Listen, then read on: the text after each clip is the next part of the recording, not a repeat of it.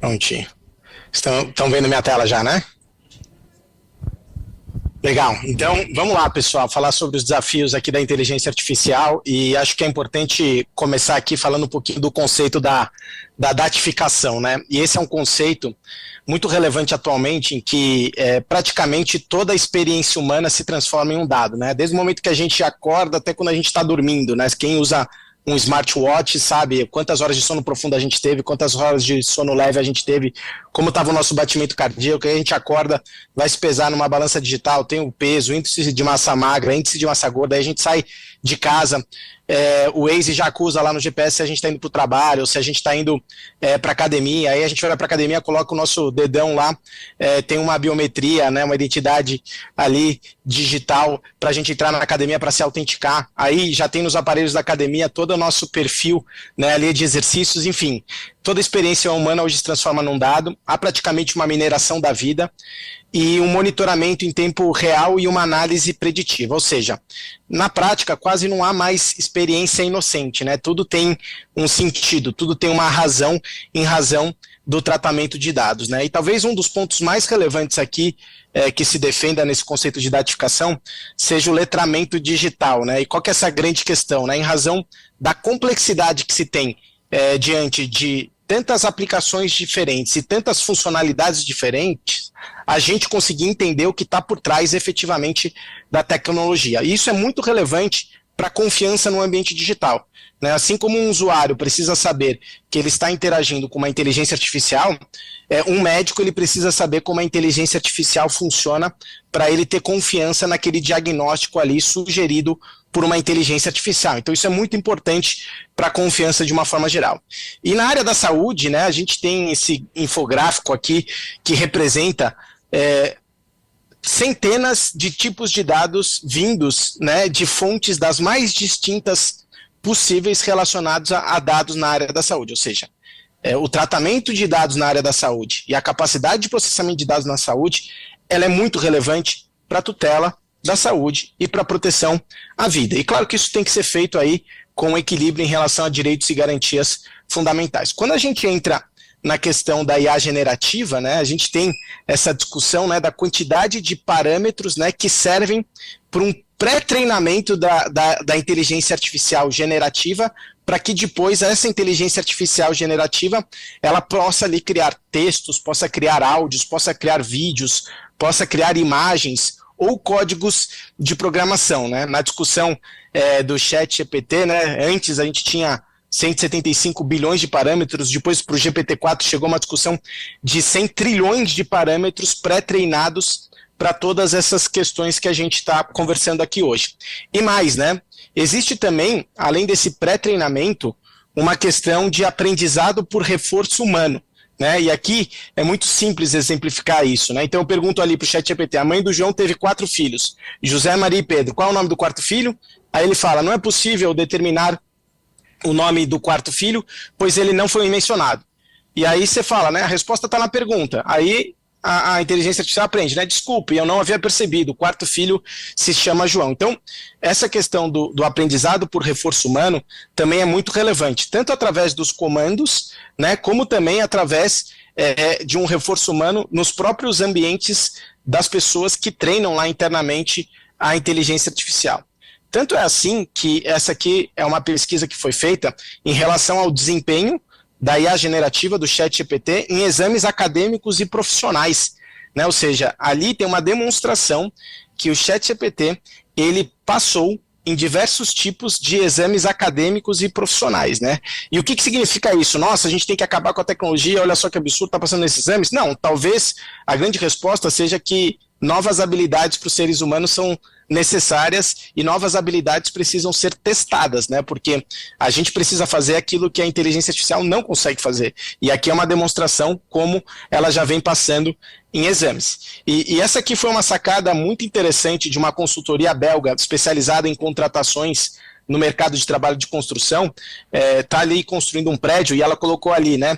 Ei, ChatGPT, quero ver você terminar a construção desse prédio, né? Falando que alguns skills ali, eles somente são dos seres humanos, não podem ser da inteligência artificial. Mas aí a gente já lembra da impressora 3D, que faz inclusive já prédios, né? Ou seja, existe uma questão muito relevante aí da importância da qualificação e da capacitação humana também em relação a todas essas novas tecnologias. As aplicações da inteligência artificial na área da saúde, elas são inúmeras, né, pessoal? Capacidade de processamento massivo de dados, a correlação de informações possibilitadas pela inteligência artificial, ela efetivamente abre aí perspectivas inéditas, né, para o desenvolvimento e para o conhecimento da prática na saúde. Então, realização de diagnósticos clínicos com desempenho mais acurado e rápido, monitorar dados sobre evolução e recuperação de determinado paciente, fazendo recomendações sobre o momento de administração, por exemplo, de uma medicação, ou da terapia, ou internação hospitalar, ou ainda quando que precisa ser submetido o paciente a um procedimento cirúrgico, personalizar as opções de tratamento, encontrar novos vínculos aí entre códigos genéticos, capacitar robôs que possam auxiliar em cirurgias, chatbots também para a orientação da população ou de profissionais na área da saúde. Tem também a questão do monitoramento e predição da evolução de epidemias e pandemias, além da questão de automatização das tarefas administrativas de uma forma geral, que também é bastante útil na área da saúde, né? E claro, a gente não pode ver isso, né, com qualquer tipo de demonização, muito pelo contrário, a gente tem que se utilizar da tecnologia, porque ela traz rapidez e muitas vezes traz mais eficiência em relação à área da saúde, mas também a gente precisa se preocupar com os riscos, né? E esse aqui é um relatório da Universidade de Stanford, né, que traz aí que o número de incidentes envolvendo inteligência artificial aumentou 26 vezes desde 2012. E claro, né, pessoal, a gente tem aí uma questão da democratização da inteligência artificial, né? Antes a inteligência artificial estava muito ali voltada para os técnicos, e agora, com a IA generativa, você tem a questão de ser facilmente utilizável por todos os usuários, inclusive altos executivos que agora cobram os departamentos técnicos do uso da inteligência artificial. E, consequentemente, a gente tem um aumento do número de incidentes. E aí vem alguns casos interessantes da relevância da revisão humana, né? Porque é muito importante ter a revisão humana, porque a inteligência artificial é mais uma ferramenta, e a revisão humana ela é crucial. Aqui foi um caso jurídico, não da área da saúde, mas que vale muito a pena comentar. Um advogado com mais de 30 anos de experiência nos Estados Unidos foi usar o ChatGPT pela primeira vez para perguntar para o ChatGPT sobre precedentes judiciais em relação a um cliente dele que tinha sofrido um problema com uma companhia aérea. E aí o ChatGPT respondeu que tinham 6 precedentes ali, e nos Estados Unidos, como vocês devem imaginar, a common law é super relevante, os precedentes judiciais, né? Tinham 6 precedentes judiciais que lhe favoreciam. E aí o advogado ainda perguntou, mas esses precedentes são verdadeiros? O ChatGPT respondeu, sim, são verdadeiros. Mas qual a fonte? O ChatGPT respondeu, em diversas fontes, entre elas podem ser essas aqui. E tinha uma razoabilidade ali em relação a sites jurídicos. Ele juntou isso na petição dele, resposta, resultado final, esses casos nunca existiram. Ou seja, o ChatGPT tecnicamente alucinou ali, criou uma resposta fictícia para exercer ali uma vontade de um comando que foi dado para ele. Então, eu não sei se vocês já testaram, mas eu sou um heavy user aí do ChatGPT, mas você precisa ter muito conhecimento técnico de determinado assunto para ter efetivamente esse tipo de revisão humana. Imagina só, esse advogado talvez nunca mais utilize o ChatGPT na vida, e pode ser muito útil. Imagina só um médico, como eu disse anteriormente, utilizando uma ferramenta de IA que traz uma resposta que não é condizente para a tutela da saúde, o que pode ser muito mais grave. Então essa questão de acurácia, precisão e esse tipo de situação é muito relevante. Como nesse caso aqui. Aqui a inteligência artificial ela estava dando quase praticamente 100% de acurácia na identificação das fotos se existiam huskies siberianos ou lobos, né? E aí os pesquisadores, dentro do princípio da explicabilidade, foram avaliar. Como assim está dando quase 100% de acurácia? E, na verdade, quando eles foram avaliar ali a explicabilidade, eles identificaram que a inteligência artificial não estava identificando se tinha huskies siberianos ou lobos, mas sim se no fundo da foto tinha neve ou não tinha neve. Então vejam só, não tinha nada a ver com a finalidade pretendida. Então imagina só, você constrói na área da saúde um sistema de inteligência artificial que parece ter uma precisão muito grande e na verdade ele não está levando a efeito aquilo que se pretende, né? E aí eu queria partir aqui para um ponto que é dos mais relevantes na nossa discussão no setor da saúde, que são os vieses, os potenciais vieses discriminatórios, né? Isso aqui está no site da própria OpenAI, são prompts aqui de imagens do DALL-E, né, que você gera o prompt, você dá o comando e aí ele gera a imagem. Em 6 de abril de 2022, o comando era, eu quero uma imagem de CEO. Olhem só o que aparece. Só homens brancos engravatados. Né? Não tem nenhuma mulher, não tem nenhuma pessoa de outra cor, nada, só homens brancos engravatados. Aí, um outro prompt, 1º de abril de 2022, uma foto de um assistente pessoal. Só mulheres ali aparecem como sendo assistentes pessoais. E por quê? Porque, obviamente, que a base de treinamento, né, aquele pré-treinamento de bilhões ou trilhões de parâmetros, traz um enviesamento social já enrustido. E isso também pode se apresentar em casos concretos na área da saúde, né? Como esse viés racial no algoritmo no sistema de saúde dos Estados Unidos, né, que foi baseado no custo, ao invés de ser baseado na doença para as necessidades dos pacientes. Porém, o sistema de saúde dos Estados Unidos gastou muito menos dinheiro com pacientes negros do que com brancos com o mesmo nível de necessidade. O algoritmo, então, ele assumiu incorretamente que os pacientes brancos eram mais doentes do que os pacientes negros, igualmente doentes. E os pesquisadores estimaram que o viés reduziu em mais da metade o número de pacientes negros que receberam cuidados extras. Ou seja, esses vieses eles podem estar presentes não apenas no algoritmo, mas também nos dados usados para treinar o algoritmo em si. Como esse outro caso que aconteceu na Nova Zelândia, né? A inteligência artificial para fazer o reconhecimento facial dos cidadãos da Nova Zelândia não foi treinado com fotos de orientais. E quando esse cidadão nova-zelandês foi tentar tirar o passaporte, a máquina falava para ele, abre o olho, senão eu não posso tirar seu passaporte. Né? Mas obviamente que ele era oriental e já estava com o olho aberto. Né? Então, esses dados de treinamento são muito relevantes para se aplicar a todos os tipos de situação. E, voltando para a área da saúde, né, por exemplo, uma inteligência artificial para melhorar a capacidade dos dermatologistas para diagnosticar câncer de pele. Né? Os dados para treinar o modelo de aprendizado de máquina, eles podem ser altamente precisos ali para populações, por exemplo, de pele clara, como num caso da Austrália, Europa e Estados Unidos. Mas o algoritmo não foi adequado nem relevante para pessoas negras, uma vez que não foi treinado em imagens dessas populações. Então isso também, obviamente, pode trazer uma desigualdade dentro de um benefício ali que está se tendo na avaliação de um tratamento. Então, algumas questões aqui já caminhando para o fim em razão do tempo, né? Substituição dos profissionais da área da saúde, né? A maioria das ferramentas não se destina a substituir, mas sim a auxiliar o profissional da saúde com uma forma de inteligência aumentada no sistema da saúde. Matrizes de risco, né? A criticidade da enfermidade, o grau de envolvimento da aplicação de IA é muito relevante para essa matriz de risco. Triagem e recomendação do tratamento ou determina o tratamento, como a questão de uma dose de insulina, por exemplo. Dados ou algoritmos imprecisos ou tendenciosos, levando a ações injustas e discriminatórias ou comportamentos ou decisões equivocadas é outro ponto relevante. E a ausência de transparência tornando uma responsabilização problemática. É muito interessante esse guideline aí, esse guidance do Fórum Econômico, do Fórum de Saúde, da Organização Mundial da Saúde, que ele traz aí preceitos éticos e de governanças em inteligência artificial.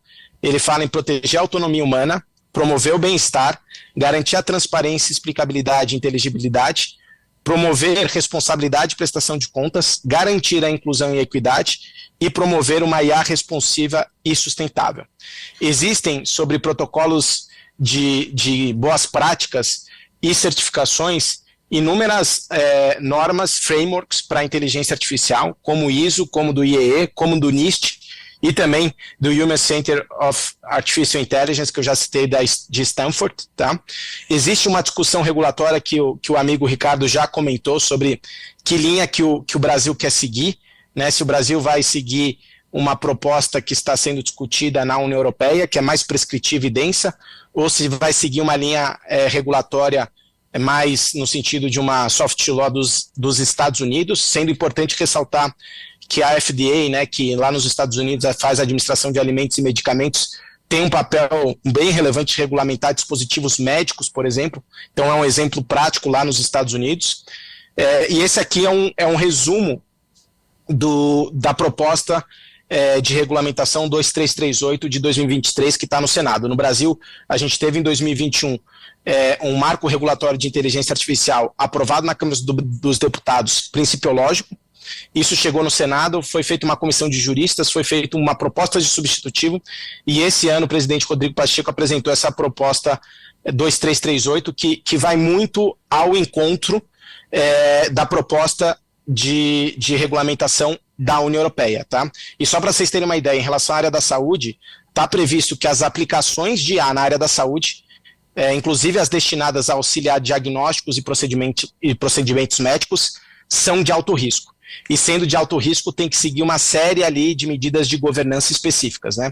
E a questão que se coloca é o seguinte: será que a gente tem que, na própria lei, definir quais são as IAs de alto risco ou não? Porque podem ter IAs na área da saúde que não são de alto risco, por exemplo, né? Então, essa é só uma das questões de discussão aqui, né? A gente teve essa semana um fact sheet ali do governo Biden-Harris nos Estados Unidos, falando do compromisso que as 7 empresas líderes de IA generativa assumiram em relação ao desenvolvimento de inteligência artificial ética e responsável. E alguma delas tem os seguintes pontos que são relevantes para a área da saúde. Priorizar a pesquisa sobre os riscos sociais que os sistemas de IA podem representar, inclusive para evitar preconceitos e discriminação, além de proteger a privacidade, tá? Aqui tem alguns outros pontos que eu vou deixar no material de vocês, mas eu gostaria de ressaltar esse aqui. E acho que é importante dizer, está aqui o nosso querido diretor Sabá da ANPD. A ANPD fez eu não sei se você comentou isso, diretor Sabá, logo antes, mas enfim, vale muito a pena ler a análise preliminar desse projeto 2338 que a ANPD fez, um documento super robusto, super denso, super técnico e que traz efetivamente a autoridade nacional como guardiã para regular questões de proteção de dados vinculadas à inteligência artificial. E esse é um ponto, né, pessoal? A inteligência artificial, ela é uma tecnologia de propósito geral. Então a gente tem diversas leis aplicáveis. Se usa-se dados pessoais, e quando a gente fala de viés discriminatórios, a gente está falando de dado pessoal, obviamente que a gente tem a LGPD e a ANPD como sendo o foco central, né, em relação à questão de regulamentação, fiscalização e eventual sancionamento com o uso de inteligência artificial para a proteção de dados. Não é à toa que, recentemente, na FEComércio, a gente fez um decálogo sobre o marco regulatório da inteligência artificial, e todos os links estão aqui à disposição. Lídia, depois eu disponibilizo a apresentação também para vocês, falando da importância da gente regular o uso e não a tecnologia. Porque, vejam, a inteligência artificial, ela é uma tecnologia. Ela não é um direito propriamente dito, como proteção de dados e privacidade é um direito e garantia fundamental. Esse ponto é muito relevante. Quando a gente foi discutir regulamentação de tecnologia no Brasil, a gente precisa lembrar do Marco Civil da Internet. A internet também é uma tecnologia. E quando a gente foi discutir a regulamentação da internet, regulação da internet, o Marco Civil da Internet, ele é principiológico, né? Então esse ponto é de muita reflexão aqui e tem outros 10 pontos aqui relevantes, né? Então, para finalizar aqui todas as questões que eu coloquei, primeiro, a gente não pode nem supervalorizar os benefícios da IA, nem subestimar seus desafios. É muito importante que as organizações façam isso, e a gente vem fazendo aqui pelo escritório diversas iniciativas correlatas, um comitê de ética de IA e políticas de governança algorítmica. Isso incentiva a inovação criteriosa e responsável. Eficiência, eficácia e qualidade precisam caminhar ao lado de princípios. Essa é uma questão de data ethics. É muito importante essa confiança no ambiente digital, digital trust, e a gente só tem confiança no ambiente digital se a gente tiver esse letramento digital e de inovação para que as pessoas entendam aquilo que elas estão lidando. Governança, entender os riscos e aplicar a IA de forma responsável e com segurança jurídica e segurança da informação. Um outro conceito relevante é de cyber judgment, ou seja, é uma camada de responsabilização humana, cada um tem sua responsabilidade em relação à segurança cibernética e à inteligência artificial ética e responsável. Conselhos empresariais com diversidade cognitiva, porque só assim você mitiga vieses discriminatórios, e se vai ser o fim dos advogados, o fim dos profissionais da área da saúde, de jeito nenhum, né? A gente precisa extrair o melhor de humanos e máquinas e ressaltar a importância da complementariedade e não a substituição de um pelo outro. Pessoal, deixo meu LinkedIn também aqui à vontade. Era isso, desculpem a correria aqui. Lídia, Coronel Sabá, querido Ricardo, fico à disposição aqui de vocês. Um abraço.